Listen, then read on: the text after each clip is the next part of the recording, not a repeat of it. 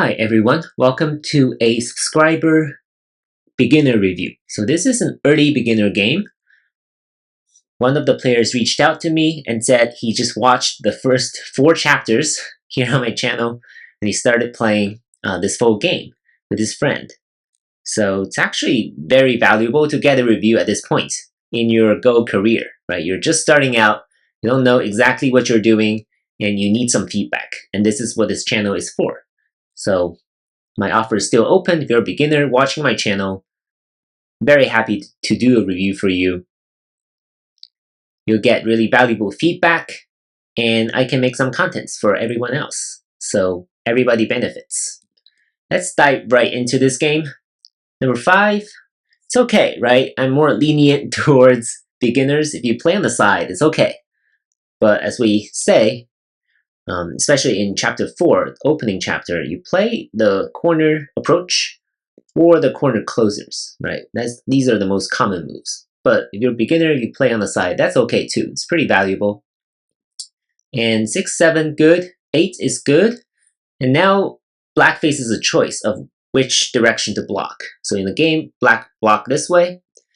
But normally, we teach beginners, most amateur players, to block from this side instead, because number 5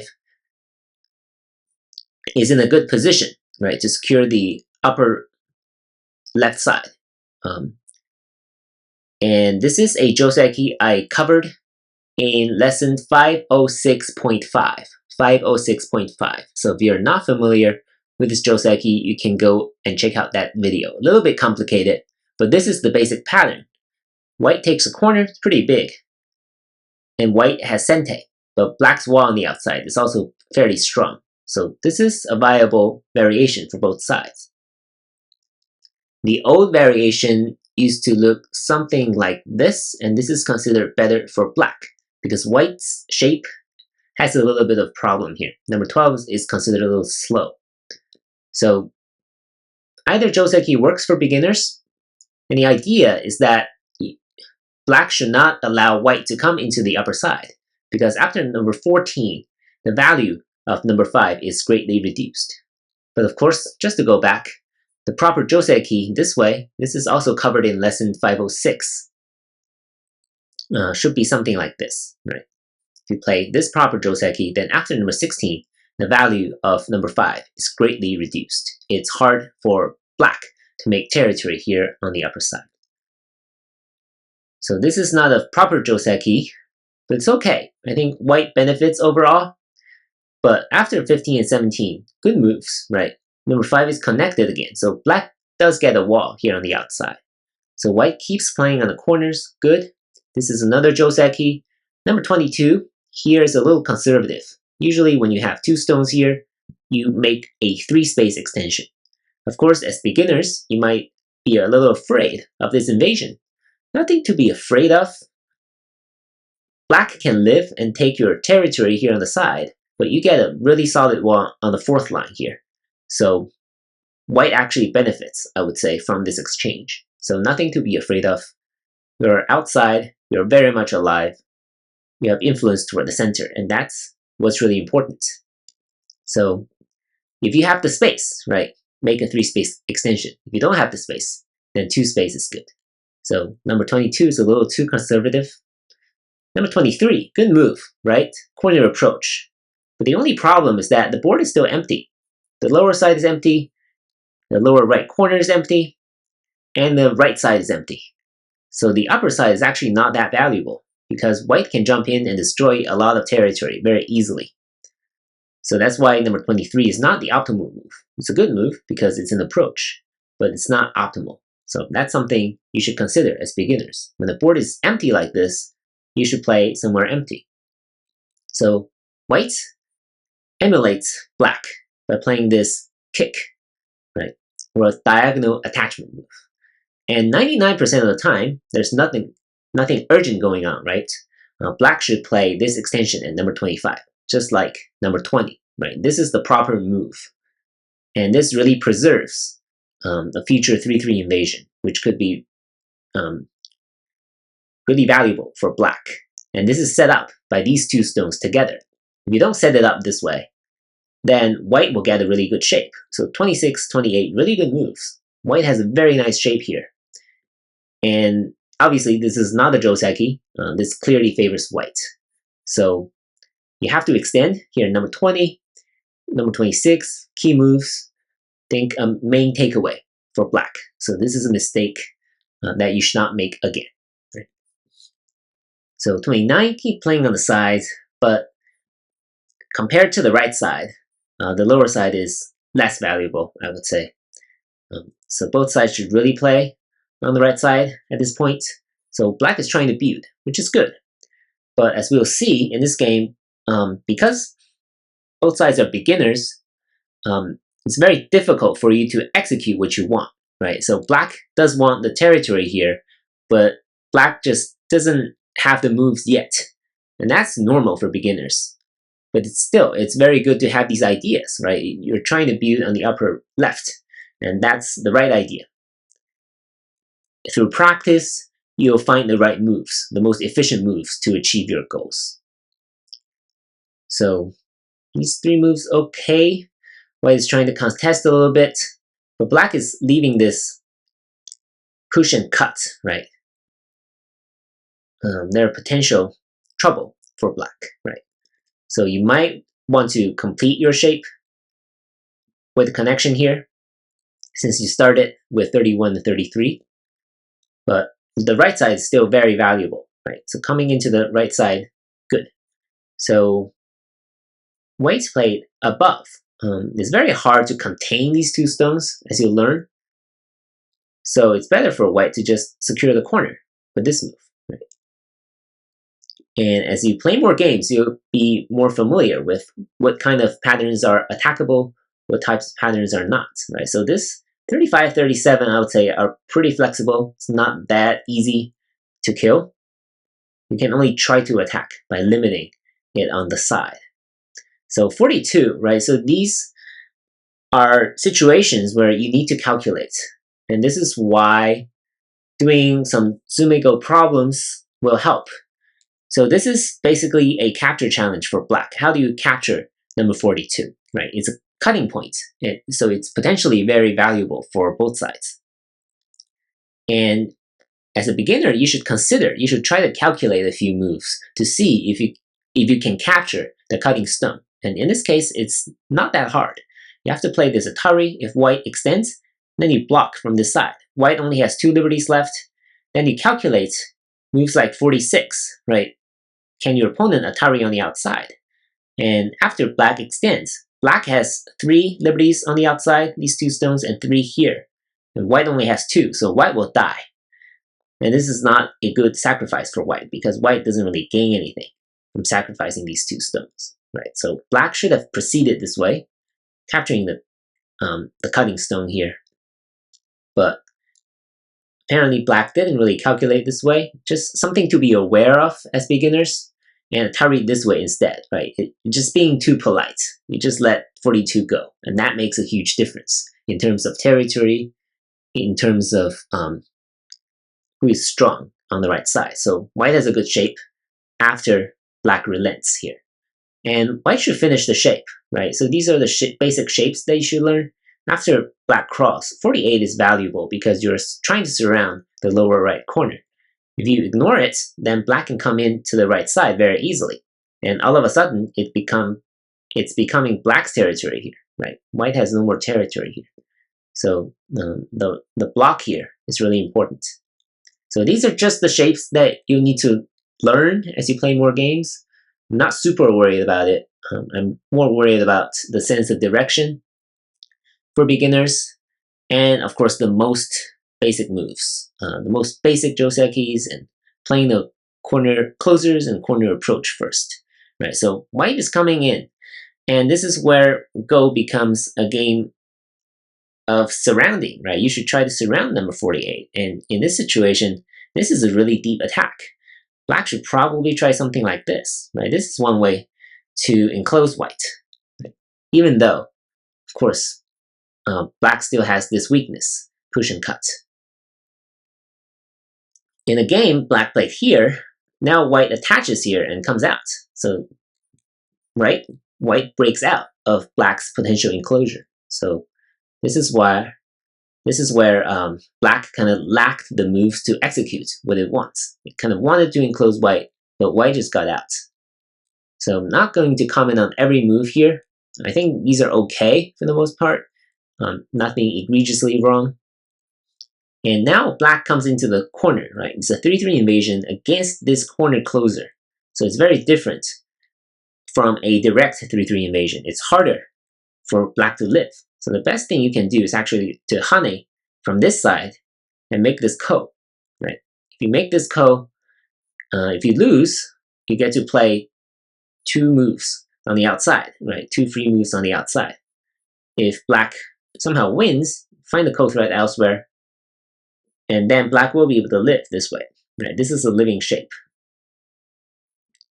I'm going through this relatively fast, but if you're a beginner, if you can't catch up, make sure you spend 1 minute just on this pattern because it's going to come up in games. You have to understand why this is a living shape, right? It's a pretty resilient shape here in the corner. So this is the best black can do given number 30, right? Without number 30, it's much easier because black will get to play this hane. But with number 30, white will just block here. And 65 is not going to work, right? So this becomes a killing challenge for white. How do you kill black in this situation? Well, there are a couple of ways. One is to stand down here. And if black blocks, then there's not enough eye space, right? This is not going to be enough eye space. It's going to be a bulky 5 shape. It's going to be a dead shape. If black plays something like this, then you can come in and destroy this eye and destroy another eye. So black is not going to live, right? Black will be 1 move short, no matter what it does. So this is one way to kill black. Another way, of course, is to play something right here. Not great, because you're giving black this big eye space, right? It's a very big eye space. It's going to be a bulky 5, which will have many liberties. So if you want to kill your opponent, don't give them so many liberties like this. So it's better for white to simply play this move, and black is already dead. So make sure you spend a couple minutes. If you can't follow right away what I just talked about, and figure out the life and death on your own. So in the game, white played this hane, and this is the wrong move, right? Now, black will be able to live with number 69 here. It's a very good shape, 67, 69, because it guarantees 1 real eye here at the 1-1 point. And number 70 will be another real eye, right? Because this is a connect and die. It's capturing 3 stones, so it will guarantee a real eye here at the 1-3 point, number 70, right? So 2 real eyes and a fake eye. It's going to be a living shape. But in the game, both sides ignore this for many moves, right? So it shows that both sides are unfamiliar with these basic life and death patterns, which are okay, I think, at the beginner level. You haven't done many of these problems, but in a lot of Q games, we saw similar lack of awareness of life and death situations, and that's where you really need to pay attention and focus your practice on some of these life and death problems. And believe me, you're going to improve very fast because it's not that difficult to master all these basic shapes, right? So black plays on the first line, right? So as a matter of principle, that shouldn't happen. The board is still relatively empty. You should look for moves on the 3rd line or 4th line or play toward the center, right? Look for some action, like this push and cut, right? You can start a fight this way. It's a good way to start a fight. Or to save this stone, right? It's also kind of cutting white. Or you can come in this way, right? These are big moves, securing the corner. Or even if you play here, right? It's playing on the 3rd line, gaining territory. This is going to be more valuable than playing on the 1st line, right? Because you gain very, very little by playing on the 1st line. So black comes in this way. You don't have to play the Atari, right? This is where you can kind of play here directly. White cannot play the hane. Doesn't work for white. So these are just some details, but these 71, 73 are valuable. So 74, you have to block this way, right? You have to ensure your shape is complete. Anytime you play, you get to this shape, it's an ugly and inefficient shape that you should avoid. these are just some of the basics.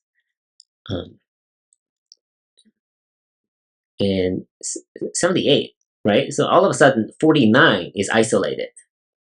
So black tries to play through the center, but you have to follow up with this move. So what black needs to do is to follow up. Even if white cuts you off, you have 2 more stones this way, right? If you allow white to cut you off this way, then number 81 is in trouble, right? So black keeps playing on the side, but all of a sudden, white has the center closed off, right? Again, 94 is not the best move. Probably want to play here instead. But these are just the details, right? So not going to go through every move here, but white's idea is pretty clear. It's surrounding the entire center. And as black, you should really contest. I think 101 is a misclick. Right, you should really contest. Again, 105, playing on the first line. So if you do play these games as beginners, you should reflect on the times you played on the second and first lines. When the board is still relatively empty, I would say this is relatively empty, and black should try to do something here in the center, right? Play it out. And white plays 106. That's not the correct killing move, right? Black can play here, and this will be a ko, right? When coming to the corner, this will be a ko. So if black wins, black will live this way. If white wins, white finds something on the outside, and white wins this way. I mean, it's a double ko. So white really needs two more moves to ensure that black is dead. So it's a tiny bit complicated. But 106 is not the correct move. What is the correct move? Right here, right? You just have to prevent black from making this shape, getting the 2-2 and 2-1 points. You just have to prevent black from doing that. And now black will only get 1 real eye, no matter what. Right? So this is basic life and death. For beginners, it's okay. You haven't practiced a lot. But if you're a Q player, you just have to know this. Black ignores it. Black probably had no idea what to do with this corner, and that's okay. So again, follow up. You have to connect here to make sure your shape is complete. So these are the things about shape. But of course, 111 is valuable. Maybe just try these cuts and see what happens, right? All kinds of cut. Maybe you can start a fight somehow, and if white makes enough mistakes, then black might be able to win. But in the game, black didn't really contest. So that's another thing, I think, for beginners. You just have to contest a little more and see what happens, right? So I think black is clearly losing at this point. Here's another life and death problem all of a sudden here on the left side. Can whites kill black? The answer is yes. You can just destroy this eye, poke this eye out, and this is only going to be 1 real eye. It's going to be a pyramid 4 shape, right? It's going to be a dead shape after 138. But of course, if white doesn't play, then black can play this and ensure there are 2 real eyes. So this is another life and death pattern that both sides missed.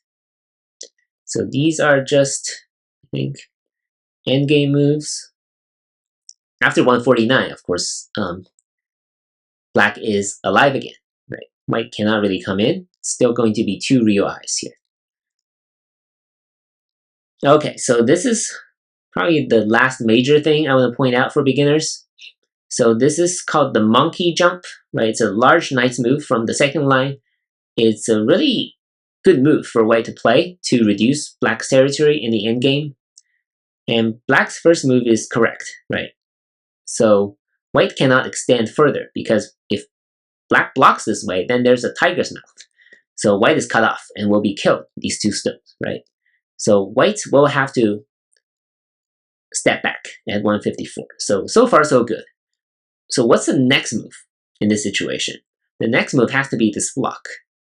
Or it has to be this block. How does this work? Black is worried that white might just kill this stone, right? You can't escape.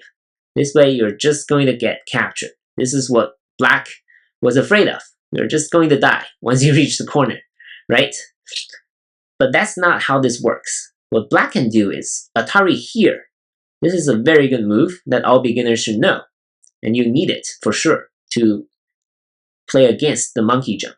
Now, white cannot escape, right? White cannot escape. This is a Atari, so white can only capture. And now, black can Atari here first and connect. We're just played at this point, right? And now, again, white is cut off. And it'll be very difficult for white to live in most situations. So white cannot play this way, right? So white cannot get greedy and try to capture 155 because there's 157 here on the first line that cuts off these two white stones. So the best white can do is to pull back. Black gets this Atari too, and now black takes care of this cutting point. This is how it's supposed to play out, right? So in the game, black is not familiar with this, right? You can still block, still not too late. You still have this move, right? Still Atari, you can still cut white off. But black is not aware of this move as a beginner, and that's okay, right? And as it turns out, neither side is aware, right? So in this case, the jump, it is a good move. White should play also the jump. This is a tiger's mouth. Black can't come in, right? You can destroy black's territory even further by playing here on the first line. If you don't jump, then both sides miss this. Black can kill all these white stones with 165. Right? So that's something that beginners should learn to catch. Both sides ignore this for a period of time. Again, no contest from black in the center. And still, no one played here. No one discovered that you can just capture 6 of white's stones.